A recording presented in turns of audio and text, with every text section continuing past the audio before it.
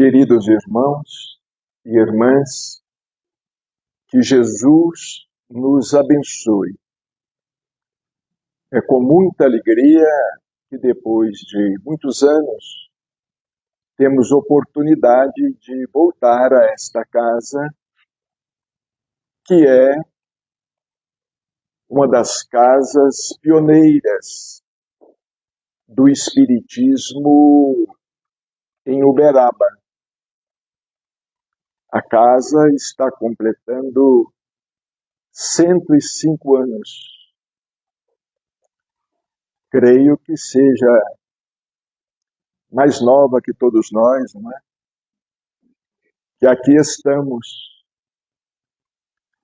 Mas, como nos ensinou Jesus, a árvore é conhecida pelo seu fruto. E se esta casa não estivesse, ao longo de tantas décadas, produzindo tantos frutos sazonados, com certeza ela não teria resistido aos temporais, às intempéries, às dificuldades, porque a época em que esta casa e outras casas pioneiras foram fundadas em Uberaba, o Espiritismo ainda enfrentava muita oposição. Não podíamos realizar reuniões a portas abertas, principalmente para as ruas centrais da cidade. As reuniões eram realizadas a portas fechadas, portas e muitas vezes janelas fechadas. Mas assim que chegamos a esta casa na noite de hoje, nós nos recordamos de um fato mediúnico acontecido conosco, envolvendo um dos fundadores desta casa. Nos recordamos bem, nunca podemos nos esquecer. Foi em 1986. À época, contávamos com a metade da idade que contamos hoje. E o Espiritismo estava em Uberaba completando o seu centenário. Porque, em verdade, não se pode precisar a data em que o Espiritismo tenha começado. Temos algumas notícias que foram escritas pelo professor Alceu Novaes, e que nós, devido à nossa amizade com o Dr. Inácio Ferreira, tivemos acesso ao caderno com as anotações do professor Alceu de Souza Novaes. A Prefeitura Municipal de Uberaba nos havia solicitado escrever, organizar, porque, na verdade, não escrevemos, organizamos.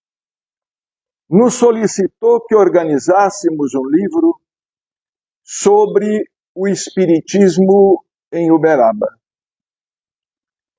E nós começamos a pesquisar, a estudar, a vasculhar. grande parte de A Flama Espírita, segundo o Dr. Inácio Ferreira, havia se perdido. E com os números de A Flama, os primeiros registros, embora A Flama Espírita não tenha sido o primeiro jornal espírita de Uberaba, outros existiram com circulação efêmera, mas existiram. Perguntamos então ao Dr. Inácio se ele não tinha algo sobre o espiritismo em Uberaba, já que estávamos empenhados em organizar um livro, não sobre a história do espiritismo em Uberaba.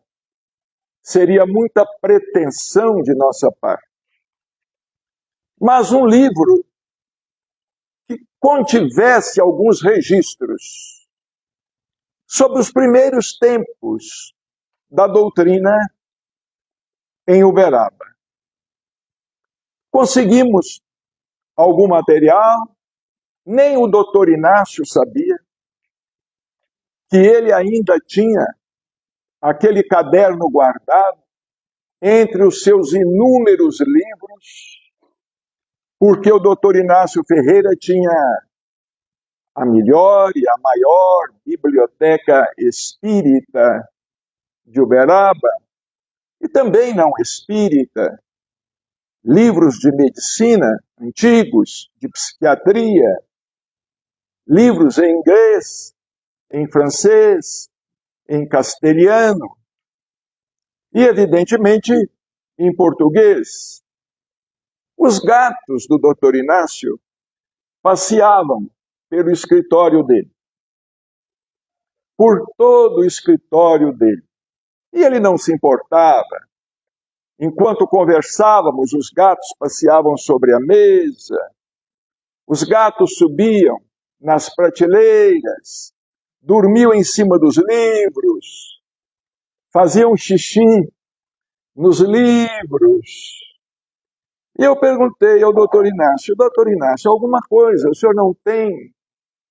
Ele olhou assim para um canto e viu uma encadernação. Ele viu essa encadernação e disse assim: Bacelli, a única coisa que nos restou, porque a Flama chegou a ter em Uberaba até gráfica.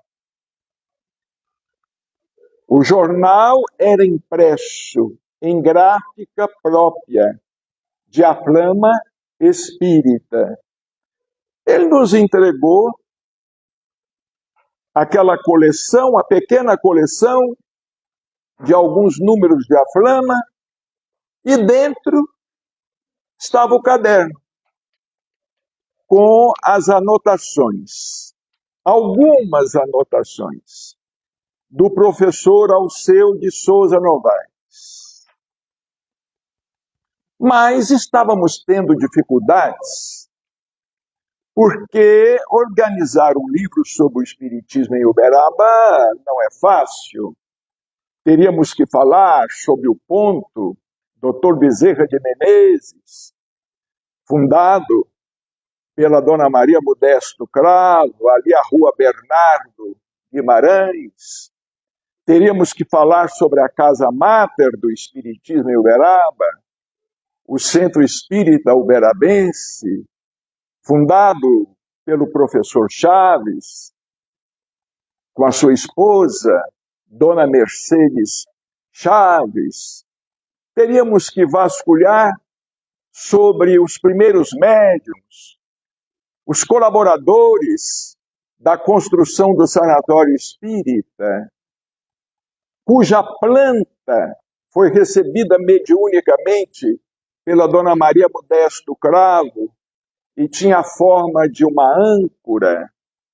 Teríamos que falar também sobre Peirópolis, teríamos que falar sobre Frederico Peiró, teríamos que falar a respeito de Mariano da Cunha, o tio, de Eurípides Barçanufo, que o converteu à doutrina, doando a ele um exemplar do livro Depois da Morte, de Leon Denis. Estávamos tendo dificuldade em organizar aquele material. À época, nós residíamos à rua José de Alencar, no bairro São Benedito. Eu e a Márcia, o Tiago, pequeno, a Marcela, pequena, estávamos dormindo numa determinada noite, quando a nossa casa foi invadida espiritualmente por alguns espíritos. Não sei dizer agora se eram 3 ou 4, mas eram espíritos com intenção negativa. Eu percebi quando saí do corpo, a Márcia estava dormindo ao meu lado, evidentemente, e entrei em luta corporal com esses espíritos, porque eles queriam se aproximar. Claro, em luta corporal ou em luta perispiritual, eles não se afastavam.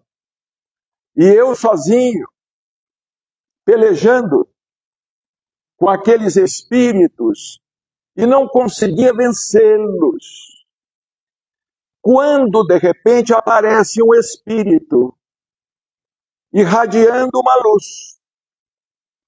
Quando aquele espírito apareceu, refletindo uma luz, eles fugiram. Aqueles que estavam querendo e já tinham adentrado a nossa casa, eles fugiram. E o espírito então começou a conversar conosco. Eu não o conhecia. Eu perguntei a ele, qual é o seu nome? Ele disse assim, Alcebiades Pelé. Quando ele pronunciou o nome, eu já tinha alguma informação a respeito da família, sempre ligada à doutrina, especialmente ele, Alcebiades Pelé. Aí ele disse assim, eu vim aqui hoje pedir o seu auxílio. Eu respondi, mas o senhor veio, o senhor me auxiliou, acabou de me auxiliar, os espíritos foram embora, eram malfeitores.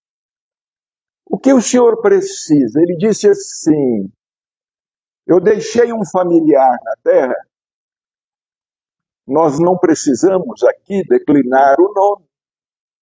E esse familiar está me preocupando muito, porque está bebendo muito.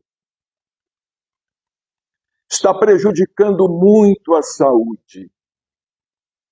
Esse familiar residia ali na rua Vigário Silva.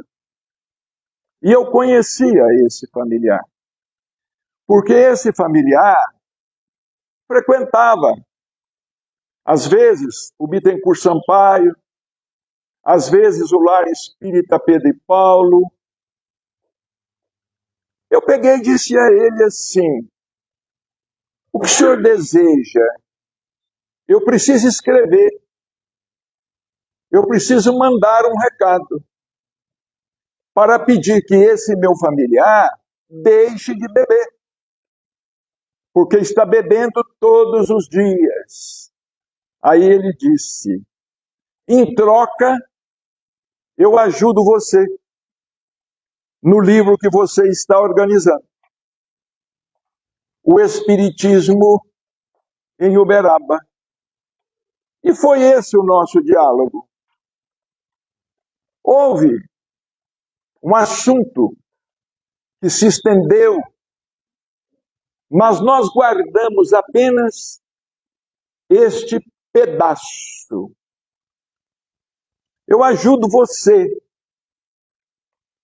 E foi depois que ele falou: eu ajudo você na organização deste livro, que nós estivemos na casa do doutor Inácio, que o doutor Inácio encontrou. Levantou-se da cadeira e, como se fosse assim, mecanicamente, foi lá. Ele tinha centenas de livros, pegou aqueles números, alguns números de diafragma, estavam molhados pelos xixis dos gatos e com mofo. Estava desmanchando quase nas mãos. Ele nos entregou aquilo. Bacélio, o que eu tenho é isto. E lamentou que os números tivessem desaparecido, lamentou que a gráfica não existisse mais, lamentou que a Flama, em determinada época, na época da Revolução de 64, tenha sido fechada. E este fenômeno mediúnico para nós foi um fenômeno decisivo. Esse familiar esteve em uma das reuniões no Lar Espírita Pedro e Paulo, em 1986. O livro sairia em 1987. Apenas 1000 exemplares. Distribuição gratuita. 5 exemplares para cada centro espírita de Uberaba.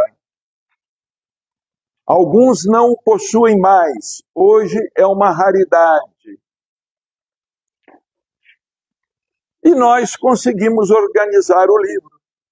O familiar compareceu à reunião. O Alcebiades Pelé escreveu.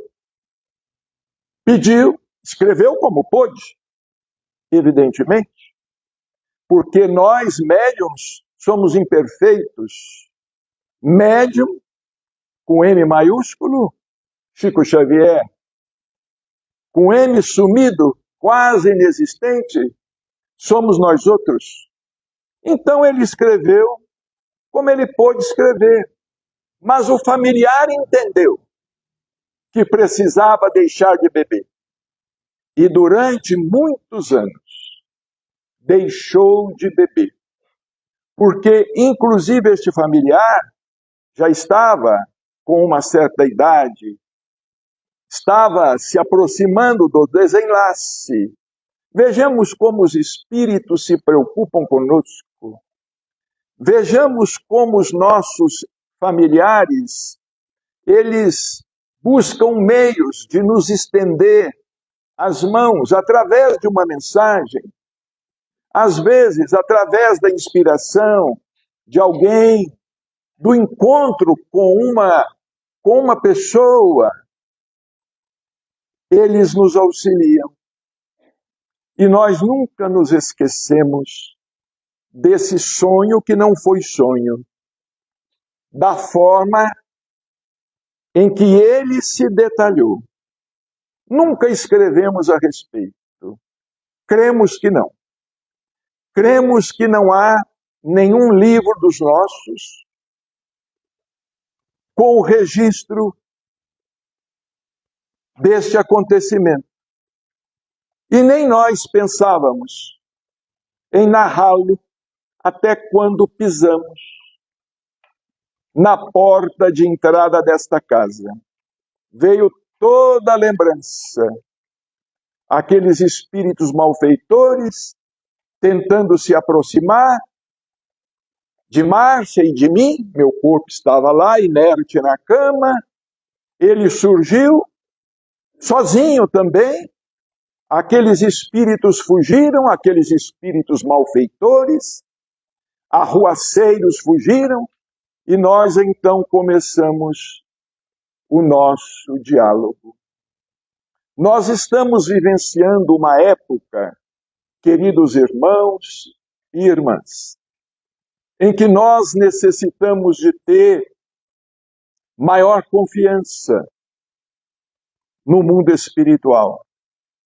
Nós não podemos vacilar na fé. Não podemos nos entregar à fragilidade. Porque nós somos testados de muitos modos, de muitas maneiras, para que percamos a fé, para que nos entreguemos ao desânimo e ao desalento.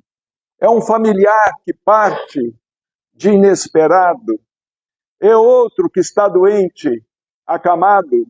Somos nós mesmos que estamos enfrentando uma crise no campo profissional e às vezes até com dificuldade para manter as despesas da casa sob a nossa responsabilidade. Nós não podemos fraquejar. Chico, tivemos oportunidade de conviver com ele durante 25 anos, mais de perto. A nossa convivência com Chico Xavier. E ele nos ensinava e falava sempre que nós precisávamos de confiar na ação dos benfeitores espirituais, mas que nós procurássemos também fazer a nossa parte. Eu me recordo até hoje de um fato que ele nos contou. Porque nós achamos que o Chico não sofria muitas perseguições da parte dos espíritos.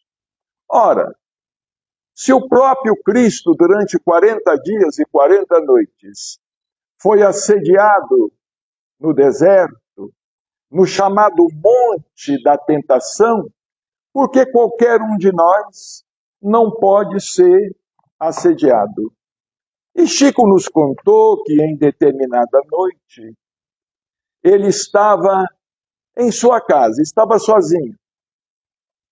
Estava cuidando da correspondência. Os seus cães estavam dormindo por ali, um casal de piquenês, o fofo e a fofa, e ele cuidando da correspondência, com aquela sua memória impressionante. Enquanto ele cuidava da correspondência, auxiliado pela Márcia, nós ficávamos ali com a permissão dele, evidentemente, vasculhando os seus arquivos. Os seus arquivos em caixas de papelão, que também eram dormitórios para os seus cães, e também era um parque de diversão para as baratas. E o Chico estava enviando aquelas caixetas de mensagens para as pessoas. Ele parou e nos disse assim: eu quero contar um fato a vocês. Eu não sei se vocês vão acreditar. Eu estava aqui determinada noite, sozinho, nesta sala, trabalhando, quando comecei a sentir um cheiro incomodativo. Comecei a sentir aquele cheiro que me incomodava. Eu não sabia se era de uma fumaça, o que era aquele cheiro. Mas no mesmo momento eu ouvi a voz de Emmanuel falando comigo: cuidado, toma cuidado, porque você está recebendo uma visita. Cuidado com o que você vai dizer, com o que você vai responder. E ele então nos contou que um espírito foi se materializando na sala. Praticamente se materializando na sala. Era um espírito, segundo ele, metade humano e metade animal. Ele podia perceber os pés, os cascos, O espírito se apresentava daquela maneira. E aquele cheiro, aquele odor quase insuportável, era de chofre, enxofre. E o Chico disse assim, era um espírito alto, forte, poderia me fazer mal, se ele quisesse, e se eu não contasse ali com a proteção dos benfeitores espirituais. Ele se aproximou de mim e fez uma pergunta. Chico Xavier, por que você me chamou? O espírito perguntou a ele. Chico Xavier, por que você me chamou? Novamente ele ouviu a voz de Emmanuel. Cuidado com o que você vai dizer. Porque se você responder que chamou, você vai criar um pacto com ele. Se você responder que não chamou, ele vai dizer que você está chamando ele de mentiroso. Então, cuidado com o que você vai responder. Chico recebeu a orientação de Emmanuel e disse assim, o senhor sabe que é? Respondendo ao espírito. Vejamos, o senhor sabe o que é? Eu ando tão doente. Eu ando tão cansado, doente, tão desvalido, que eu estou precisando da ajuda de todo mundo. Diz que o espírito sorriu, deu aquela gargalhada irônica e disse assim, Chico Xavier, com você não tem jeito mesmo, porque a gente mal se aproxima, você cai de joelhos. E desapareceu. A gente mal se aproxima e você cai de joelhos.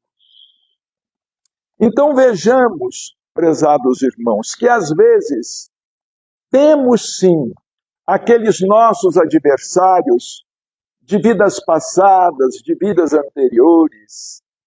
Às vezes temos sim aqueles espíritos que não nos querem ver crescer, não nos querem ver sair do lugar comum, não nos querem ver buscando um outro caminho, porque somos os seus devedores. Como certa vez nos explicou Chico, quando nós queremos nos separar deles, eles não deixam, eles não permitem. Você agora está querendo se separar? Nós erramos tanto juntos, e agora você escolheu outro caminho, está me deixando? Então eles não querem.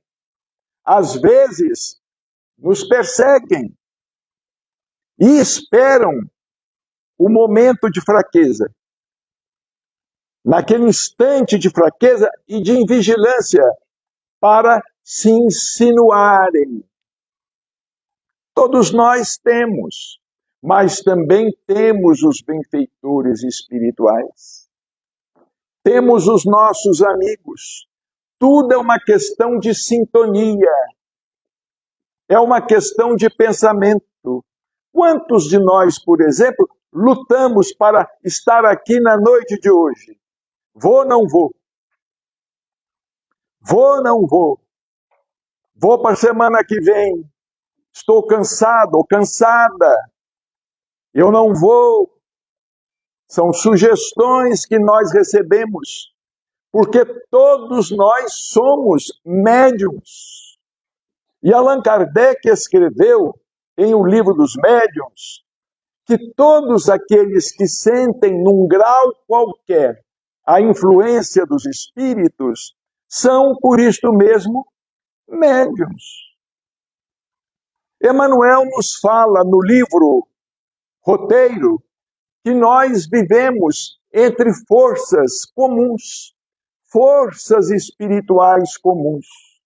Nós estamos aqui, fisicamente, nesta casa, na noite de hoje, mas trouxemos conosco companhias espirituais, às vezes familiares nossos, recém-desencarnados, que ainda não se adaptaram a outra vida, porque, como Chico dizia, cerca de 3/4 daqueles que desencarnam ficam por aqui mesmo. Vejamos, cerca de 3/4, durante algum tempo, até que eles se adaptem à realidade espiritual. O próprio André Luiz diz no livro Nosso Lar, no primeiro capítulo, que ele não havia adequado órgãos para a vida eterna. O Espiritismo é uma doutrina que nos esclarece, é uma doutrina que nos liberta, é uma doutrina que nos consola pelo esclarecimento e nos esclarece pela consolação. Abre os nossos olhos e nos leva a enxergar a realidade da vida como um todo, antes mesmo de nossa desencarnação. Como diz um benfeitor espiritual, no livro Ceareiros de Volta, ninguém precisa esperar pela desencarnação para empreender a sua renovação moral. Muitos vivem a esperar pela desencarnação. Se for verdade, eu mudo. Se eu perceber que é verdade, eu mudo. Mas enquanto eu não tiver certeza absoluta, eu vou continuar levando a minha vida. E nós perdemos um tempo precioso na Terra, porque o tempo passa depressa. Nós estamos contando a vocês o que aconteceu conosco em 1986, quando tínhamos a metade da idade que temos hoje. Nós não vimos o tempo passar. Não vimos o tempo correr. Nós perdemos muito tempo com o imediatismo, com as requisições da vida material, e não cuidamos de nossa própria essência, ou seja, não cuidamos de nós mesmos. Não trabalhamos o nosso mundo interior. Às vezes não temos paciência para ler um livro, não temos paciência para escutar uma exposição doutrinária um pouco mais longa, não temos paciência para lutar contra as nossas imperfeições, que são muitas, porque nós não estamos na Terra para vencer a ninguém, a não ser a nós mesmos. Nós não estamos aqui para ser mais do que o outro. E, no entanto, às vezes vibramos contra. Queremos que o outro caia. Queremos que o outro não continue no caminho. Queremos que aconteça algo ao outro. E perguntamos, onde é que está a justiça divina? Mas a justiça divina que está tolerando o outro é a mesma que está nos tolerando. Também. Porque nós não somos melhores. Somos espíritos em evolução. E como é difícil, como a luta é difícil em um planeta de provas e expiações. Vejamos, nós estamos em um mundo de provas e expiações que foi visitado por Jesus Cristo há praticamente 2000 anos atrás. Certa vez, Chico nos escrevendo, ele disse assim: 2000 anos para os propósitos do Evangelho de Jesus junto à humanidade é um tempo muito curto.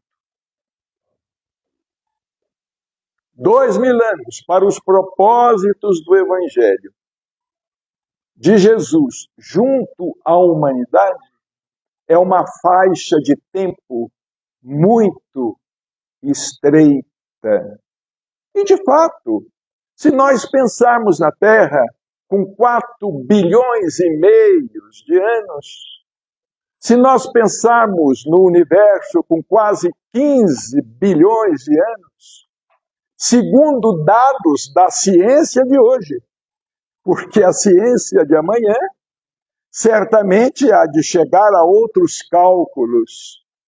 Mas vejamos bem, diante da Terra, da idade da Terra, André Luiz, no livro Libertação, ele fala que nós estamos lidando com a razão há 40.000 anos. Ou seja, há aproximadamente 40.000 anos que nós viramos gente. Deixamos de ser princípio de inteligência para ser inteligência. Conquistamos a láurea da razão, diz André Luiz, em Evolução em Dois Mundos, e a possibilidade do pensamento contínuo. Mas em 40.000 anos, que sejam 30.000 anos, que sejam 20, que sejam 10, quantas vezes já estivemos aqui na Terra? Quantos corpos já tivemos? Interessante. E somente agora nós estamos começando a acordar.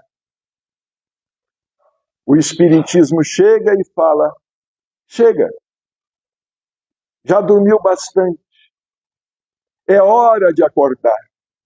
Como define Emmanuel, Espiritismo é processo libertador de consciências, a fim de que a visão do homem alcance horizontes mais altos. E nós estamos nesse processo libertador de consciências. E nós precisamos dizer como Paulo, na epístola: quando eu era menino, eu pensava como menino, agia como menino, comia como menino e fazia coisas próprias de menino. Quando cheguei a ser grande adulto, deixei as coisas próprias de menino. É chegada a hora, prezados irmãos, de nós deixarmos as coisas próprias de nossa meninice espiritual. É chegado o momento de crescermos espiritualmente. É chegado o momento de tentarmos vivenciar as virtudes cristãs e não apenas falarmos nelas. O mundo está em guerra. Nós podemos dizer que o mundo está em guerra, porque a guerra não está acontecendo apenas entre Israel e Irã. Já nos esquecemos de uma guerra mais antiga, da Rússia com a Croácia. Temos uma guerra nova. Daqui a pouco, uma guerra nova, da qual a imprensa se ocupará. Temos uma guerra quase iminente entre o Paquistão e a Índia. Temos guerras por toda parte. Pessoas com fome, pessoas com necessidade. E só existe um caminho: Jesus Cristo. É o jugo leve. Só existe um caminho: é um jugo leve. E nós vamos encerrar as nossas considerações despretensiosas desta noite, lembrando o que o Chico nos contou, o que ele nos falou, numa tarde de sábado, à sombra do abacateiro, aqui em Uberaba. Ele disse assim: quando um pastor está cuidando de ovelhas, de um rebanho, por exemplo, de 100 ovelhas, e uma delas se extravia, ele não pode deixar as 99 para correr atrás daquela que se extraviou, mas ele manda o cão. E o cão é a dor. Nós nos recordamos do que ele disse. O pastor não pode correr atrás das ovelhas que se extraviam, mas todo pastor que se preza tem um cão que sabe pastorear. E ele disse assim: o pastor não larga o rebanho das 99, mas ele manda o cão buscar a que se extraviou. E aquela que se extraviou é buscada pelo cão do sofrimento. A humanidade parece uma ovelha desgarrada. E nós estamos sendo buscados pelas provações e pelas dificuldades. Mas com a graça de Deus, nós haveremos de vencer. Nós vamos seguir adiante, fazendo o possível ao nosso alcance, para não repetirmos os erros de vidas anteriores, como certa vez nos disse o espírito do Dr. Inácio Ferreira. Ele nos disse assim: meu filho, se você conseguir sair desta existência em que você está, sem criar karmas novos, já será uma vitória. Administrando apenas os karmas antigos. E que nós possamos fazer força para, quando sairmos desta existência, não saiamos com karmas novos, mas que nós tenhamos administrado os nossos karmas antigos, tanto quanto possível, para que a balança possa se inclinar em nosso favor. A balança da divina justiça. Que o Senhor abençoe esta casa. Que esta casa, com 105 anos, possa continuar pelo tempo afora. Porque o Brasil, cremos grandemente no que escreveu o espírito Humberto de Campos. O Brasil será coração do mundo e pátria do Evangelho. Temos um preço a pagar. Não vai ser de graça, dizia Chico Xavier.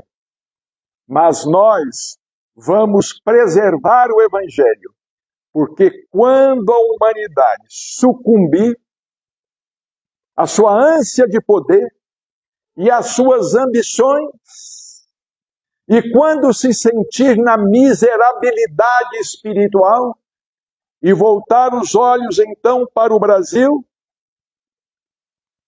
aqui no Brasil, eles deverão encontrar o Evangelho. E nós somos responsáveis por guardar o Evangelho do Cristo. O Espiritismo é cristão, sobretudo. Jesus no Espiritismo